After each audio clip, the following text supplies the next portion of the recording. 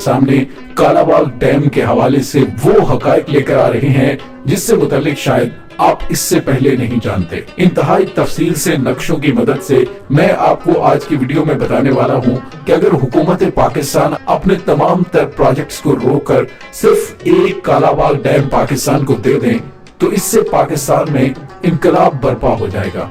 Kalabagh dam वाहिद project है जो operational होने से सिर्फ 1 साल बाद तक अपनी कीमत पूरी कर सकता है और पाकिस्तान की 2.25 करोड़ एकड़ बंजर अराजी लहलहाते खेतों में तब्दील हो सकती है और सिर्फ कालाबाग डैम से 1 लाख मेगावाट बिजली पैदा हो सकेगी जिससे पूरे मुल्क की बंद इंडस्ट्री को खोला जा सकता है और चंद सालों में पाकिस्तान खित्ते का सबसे अमीर तरीन मुल्क बन सकता है। ये कैसे मुमकिन होगा, आइए तमाम तफसीलात वीडियो में नक्शों की मदद से आपको समझाते हैं और सवान के संगम पर कालाबाग डैम के मुजव्वजा पहलुओं को इस अंदाज में बयान किया गया है कि बेशुमार पाकिस्तानियों को कालाबाग की अहमियत के हवाले से अंदाजा ही नहीं है।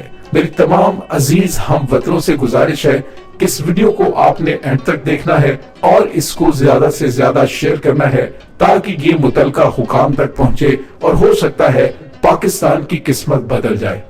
नाज़रीन, वैसे तो पूरी दुनिया में और खुसूसन पाकिस्तान के अंदर भी पानी से मुतलका बहुत मसाइल हैं, लेकिन आज की वीडियो में हम दरियाओं के पानियों के मसाइल के हवाले से बात करेंगे और खुसूसन कालाबाग डैम के हवाले से अपने दरियाई निजाम की कुछ बुनियादी मालूमात आपको बताएंगे और आखिर में इन मसाइल का हल क्या है इस पर बात करेंगे।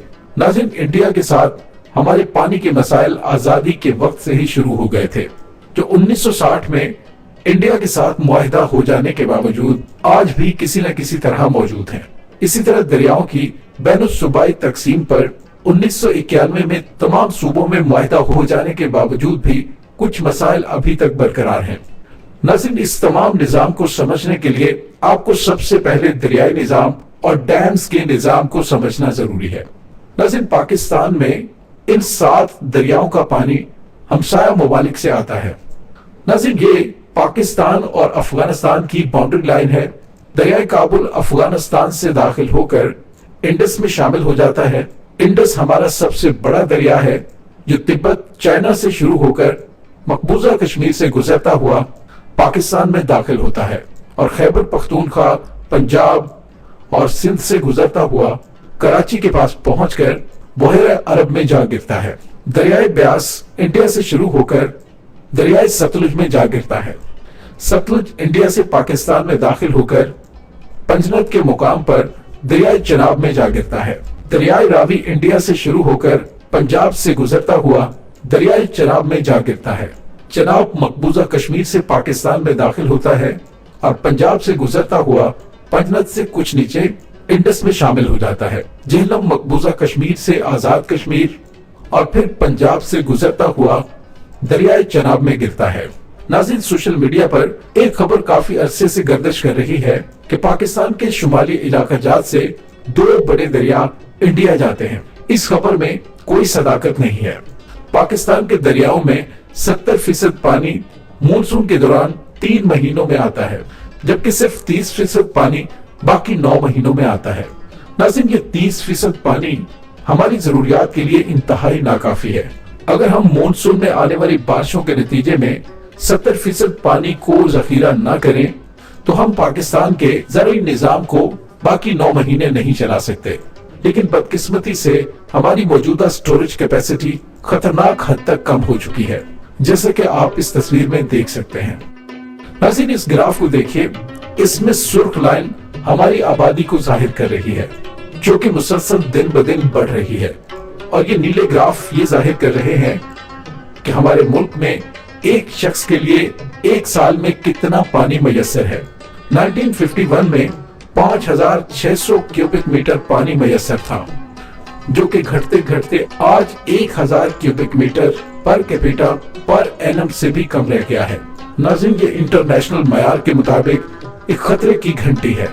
पाकिस्तान और भारत के दरमियान 1960 में दरियाओं के पानी की तकसीम का मुआहदा हुआ था, जिसे इंडस वाटर ट्रेटी का नाम दिया गया। इस मुआहदे के मुताबिक पाकिस्तान ने अपने सूबा पंजाब के 3 मशरकी दरिया रावी, सतलुज और ब्यास इंडिया को दे दिए और तय ये पाया کہ ستلج، بیاس اور راوی کی وادیوں کو پانی مغربی دریاؤں کے ذریعے رابطہ نہروں کے ذریعے فراہم کیا جائے گا۔ لہذا تینوں مشرقی علاقوں کے کل دریاؤں کا انحصار صرف مغربی دریاؤں پر ہے۔ ناظرین، 1991 میں پاکستان کے چاروں صوبوں کے درمیان آپس میں پانی کی تقسیم کا معاہدہ ہوا، جسے واٹر اپورشمنٹ ایکارڈ کہا جاتا ہے، وہ طے پایا۔ لیکن آج بھی ہر صوبہ، خصوصاً صوبہ سندھ، زیادہ سے زیادہ پانی کا مطالبہ کرتا ہے۔ ناظرین، آئیے اب آپ کو پاکستان کے ڈیمز کا تعارف کرواتے ہیں۔ پاکستان کے پاس اس وقت دو بڑے ڈیم ہیں، تربیلا اور منگلا۔ ایک چھوٹا مہمن ڈیم زیر تعمیر ہے۔ تربیلا ڈیم جب 1974 میں انڈس پر مکمل ہوا، جس کی سٹوریج 9.692 MAF ملین ایکڑ فیٹ تھی، جو آج جھیل میں سلٹ بھر جانے کی وجہ سے 6.09 ملین ایکڑ فیٹ رہ گئی ہے، یعنی 38% کمی ہو چکی ہے۔ منگلا ڈیم دریائے جہلم پر واقع ہے۔ یہ 1967 میں 5.34 ملین ایکڑ فٹ کی سٹوریج کی استعداد سے بنا، پھر 2011 میں اس میں 2.9 MAF کا اضافہ کیا گیا، لیکن اب یہ 7.356 MAF پانی جمع کر سکتا ہے۔ لہٰذا اس کی کیپیسٹی استعداد بڑھنے کے باوجود 11% کم ہوئی ہے۔ ناظرین، یہ چشمہ بیراج ہے جو 1971 میں 0.717 MAF کی کیپیسٹی سٹوریج کے ساتھ بنایا گیا تھا۔ اب اس کی موجودہ صلاحیت 0.278 MAF ہے، یعنی اس میں 61% کمی ہو چکی ہے۔ ناظرین، اب ذرا غور کیجئے، ان تینوں ڈیموں کی کل کیپیسٹی 18.649 MAF سے گر کر 13.693 MAF ہو چکی ہے، لہٰذا کل کمی 27% ہو چکی ہے۔ موجودہ صورتحال یہ ہے کہ منگلا اور تربیلا اگر برسات میں بھر بھی جائیں تو ہم بمشکل سردیوں کی فصل ربی اور خریف کی بوائی مکمل کر سکتے ہیں۔ 2019 سے منگلا اور تربیلا مکمل نہ بھر سکنے کی صورت میں پاکستان میں پانی کی شدید قلت رہتی ہے۔ ناظرین، کابل جلال آباد افغانستان سے دریائے کابل پاکستان میں داخل ہو کر اس جگہ پر انڈس میں شامل ہو رہا ہے، اور یہ جگہ تربیلا ڈیم سے نیچے ہے۔ انڈس پر یہ تربیلا ڈیم ہے، اور یہ اس کا پوائنٹ آف کنفلوئنس ہے جہاں دریائے کابل انڈس میں شامل ہوتا ہے۔ دریائے کابل میں یہاں سے دریائے سوات آ کر شامل ہو رہا ہے۔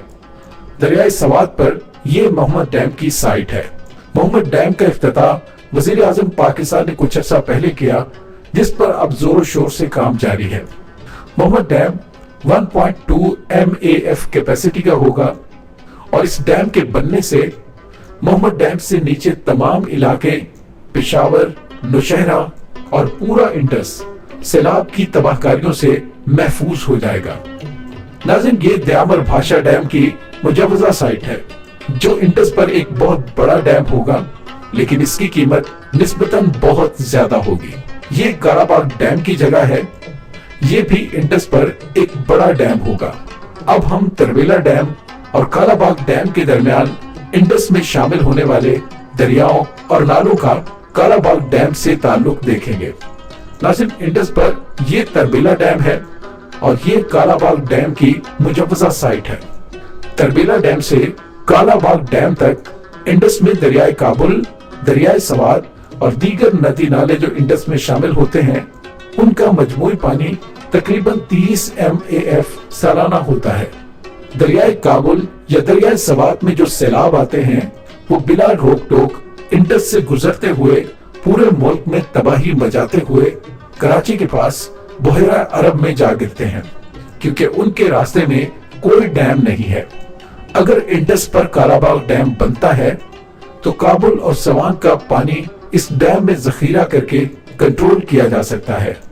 کالا باغ ڈیم انڈس اور دریائے کابل کے سیلاب کو روکنے کا اور اس پانی کو استعمال کے قابل بنانے کا واحد ذریعہ ہے۔ ناظرین، آئیے اب بات کرتے ہیں کہ کالا باغ ڈیم بننے کا تربیلا ڈیم پر کیا اثر پڑے گا۔ اس وقت ہم دریائے کابل کا بیشتر پانی کوئی بھی ڈیم نہ ہونے کی وجہ سے ضائع کر دیتے ہیں، لہٰذا مجبوراً تربیلا ڈیم کا ہی پانی ضرورت کے لیے استعمال کرتے ہیں۔ اگر کالا باغ ڈیم بنتا ہے تو چونکہ ہم دریائے کابل اور دریائے سوان کے پانی کو ذخیرہ کر کے استعمال کر رہے ہوں گے، لہٰذا ہمیں تربیلا ڈیم سے پانی چھوڑنے کی ضرورت کم ہو جائے گی، اس لیے تربیلا ڈیم کو بھرنا آسان ہو جائے گا۔ یعنی کالا باغ ڈیم بننے سے نہ صرف کالا باغ ڈیم بلکہ تربیلا ڈیم بھی آسانی سے بھر سکے گا۔ یعنی دریائے کابل اور دریائے سوات کے پانی سے کالا باغ ڈیم بھریں اور انڈس کے پانی سے تربیلا ڈیم بھریں، اس طرح کالا باغ ڈیم کا فائدہ ڈبل سے بھی زیادہ ہو جاتا ہے۔ ناظرین، آئیے اب آپ کو بتاتے ہیں کالا باغ ڈیم کے ایک انتہائی منفرد پہلو سے متعلق۔ یہ ڈیم جب ڈیزائن ہوا تو اس کے ساتھ کالا باغ رسول لنک بھی تھی، جس نے کالا باغ ڈیم سے پانی رسول بیراج سے دریائے جہلم میں منتقل کرنا تھا، لیکن کالا باغ ڈیم کو متنازع بناتے ہوئے کالا باغ رسول لنک کو بھی متنازع بنا دیا گیا۔ برسات کے دنوں میں جب دریائے کابل میں وافر مقدار میں پانی ہوتا ہے تو اس وقت کالا باغ ڈیم سے پانی رسول لنک کے ذریعے دریائے جہلم میں منتقل کر دیا جائے تو رسول بیراج سے مشرقی دریاؤں ستلج، بیاس اور راوی کی وادیوں میں پانی بھیجا جا سکتا ہے۔ دوسرے لفظوں میں دریائے کابل اور سوان کا پانی کالا باغ ڈیم سے کالا باغ رسول لنک اور دیگر رابطہ نہروں سے ستلج، بیاس اور راوی کی وادیوں کو سیراب کر سکتا ہے۔ اس وقت ان تینوں دریاؤں کی وادیوں کا بڑا علاقہ صرف منگلا ڈیم پر انحصار کرتا ہے۔ اس ڈیم کے نہ بھرنے کی ایک بڑی وجہ یہ بھی ہے کہ اس ڈیم سے پانی کا اخراج ایک بڑی مجبوری ہے۔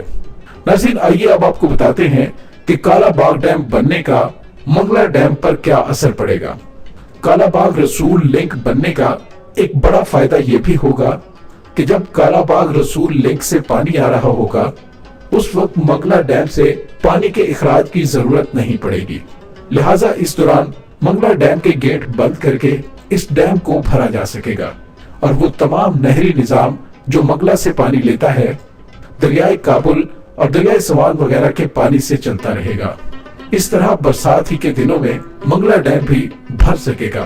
آپ اندازہ کیجئے کہ کالا باغ ڈیم بننے سے نہ صرف کالا باغ ڈیم بلکہ منگلا اور تربیلا بھی بھر سکتے ہیں، اور ہمارے پاس اگر یہ تین ڈیم بھرے ہوئے ہوں تو پاکستان کے پاس اتنا وافر پانی ہوگا کہ تمام صوبوں کی آپس میں پانی کے حوالے سے کھینچا تانی کی ضرورت ہی پیش نہیں آئے گی۔ ناظرین، یہ بات انتہائی اہم ہے کہ منگلا ڈیم کی اہمیت ستلج، بیاس اور راوی کی وادیوں کے لیے انتہائی اہم ہے۔ مونسون کے جولائی اور ستمبر کے آخر میں 30 ستمبر کو دیکھا جاتا ہے کہ ڈیمز میں کتنا پانی ہے اور اسی کے مطابق اگلی منصوبہ بندی کی جاتی ہے۔ اگر ہم منگلا ڈیم کی 30 ستمبر کی صورتحال دیکھیں تو دیکھا جا سکتا ہے کہ یہ اکثر ہی 30 ستمبر کو فل لیول پر نہیں ہوتا۔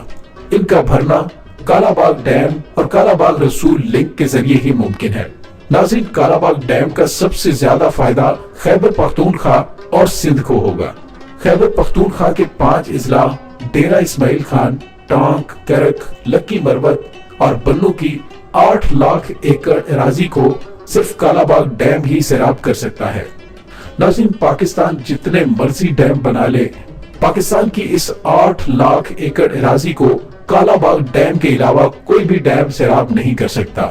ناظرین، کالا باغ ڈیم پر ایک اعتراض نوشہرہ ڈوب جانے کا ہے۔ ناظرین، یہ بات مکمل طور پر ثابت ہو چکی ہے کہ نوشہرہ کالا باغ ڈیم سے 46 فٹ بلندی پر واقع ہے، لہٰذا کسی صورت بھی نوشہرہ شہر کو کوئی خطرہ نہیں ہے۔ یہ صرف دشمن کی جانب سے کیا جانے والا پروپیگنڈا ہے جو پاکستان میں کالا باغ ڈیم بنانے کی مخالفت کر رہے ہیں۔ ناظرین، کالا باغ ڈیم سے سندھ کو 49.22% پانی ملے گا، جس سے نہ صرف صوبہ سندھ کا نظام بہتر چل سکے گا بلکہ نئی اراضی بھی زیر کاشت آ سکے گی اور سندھ کو سارا سال پانی کی وافر فراہمی ممکن ہو سکے گی۔ ناظرین، سندھ کے ساحلی علاقے کو سمندر کی دست برد سے محفوظ رکھنے کے لیے ٹیکنیکل حل پشتہ یعنی ڈائک کی تعمیر ہے۔ اگر اس پشتہ پر ایک سڑک بھی تعمیر کر دی جائے تو یہ کوسٹل ہائی وے نہ صرف ٹھٹھا اور سجاول کے لیے بلکہ پورے سندھ کے لیے ایک بہت بڑے تحفے میں تبدیل ہو جائے گی۔ دنیا بھر میں سمندری طوفانوں سے بچنے کے لیے یہی طریقہ کار اختیار کیا جاتا ہے۔ سمندر سے بچنے کے لیے میٹھا پانی سمندر میں گرانا سراسر بہت بڑا گھاٹے کا سودا ہے اور اس کا فائدہ پشتہ بن جانے کے فوائد کے مقابلے میں کچھ بھی نہیں ہے۔ ناظرین، پاکستان میں پانی کی کمی کی وجہ سے زرعی معیشت تباہ ہو رہی ہے، جی ڈی پی ریشو مسلسل کم ہو رہی ہے، ہائیڈل پاور کی بجائے امپورٹڈ فیول اور کول پر بجلی پیدا کرنے کے خطرناک نتائج برآمد ہو رہے ہیں۔ اسی وجہ سے پاکستان کی انڈسٹری کی حالت انتہائی نازک ہے۔ ناظرین، ان تمام مسائل کا حل آبی وسائل کو بروئے کار لانے میں ہے، جس کی چابی اور واحد حل کالا باغ ڈیم ہے۔ ناظرین، یہ پاکستان کا واحد پروجیکٹ ہے جو صرف 1 سال میں بھی اپنی قیمت پوری کر سکتا ہے۔ صرف یہی وہ ڈیم ہے جو دوسرے ڈیمز کو بھی بھرنے میں کلیدی کردار ادا کر سکتا ہے۔ اس ڈیم سے 3600 میگا واٹ بجلی پیدا ہوگی، جس کی قیمت 2 سے 3 روپے فی یونٹ ہوگی۔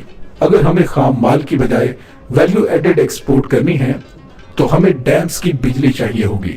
اس وقت ہم آبی وسائل سے صرف 9406 میگا واٹ بجلی پیدا کر رہے ہیں، جبکہ ہم 1 لاکھ میگا واٹ بجلی پیدا کرنے کی مکمل صلاحیت رکھتے ہیں۔ ناظرین، یہ بات بالکل حقیقت ہے کہ حکومت انڈسٹری کو بالکل کچھ بھی نہ دے، صرف ایک کالا باغ ڈیم دے دے، ہماری آدھی تباہ شدہ انڈسٹری خود بخود کھڑی ہو جائے گی۔ میری آپ سے درخواست ہے، ملک کو واقعی مضبوط بنانے کے لیے اپنے آبی وسائل کو بروئے کار لا کر باقی مادہ 2.25 کروڑ ایکڑ بنجر اراضی کو زیر کاشت لانے کے لیے اس تحریک کا حصہ بنیں، یا پھر اپنے طور پر اس مقصد کے لیے اس تحریک کو خود شروع کریں۔ اللہ رب العزت پاکستان کو دن دگنی رات چگنی ترقی عطا فرمائے۔ اگر ویڈیو پسند آئے، اس کو زیادہ سے زیادہ لائک اور شیئر ضرور کریں تاکہ اس ویڈیو کو اعلیٰ حکام تک پہنچایا جا سکے۔ ڈاکٹر علی کو اجازت دیجیے۔ پاک فوج زندہ باد، پاکستان پائندہ باد، پاکستان کے گمنام ہیروز کو سلام، اللہ وارث۔